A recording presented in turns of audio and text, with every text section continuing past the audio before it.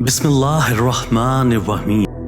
اگر کسی کے پاس روئے زمین کے کل خزانے موجود ہوں مگر وہ شخص خدا کے حجاب میں ہے تو سخت رنج و بلا میں مبتلا ہے۔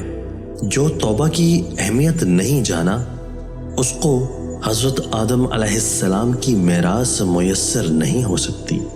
دنیا کے جاہ و حشم اور ناز و نعم بھی ملیں اور تقویٰ بھی، یہ ممکن نہیں۔ غفلت دلوں پر وہ کام کرتی ہے کہ دوزخ بھی کافروں کے ساتھ نہیں کرتی۔ جو کوئی خواہش سے دور ہوگا اور نفس کی مطابعت سے کنارہ کشی اختیار کرے گا، وہ اگر بت خانے میں بھی ہوگا تو خدا کے ساتھ ہوگا۔ ناخن سے پہاڑ کھودنا آسان ہے مگر خواہش نفس کی مخالفت کرنا بہت مشکل ہے۔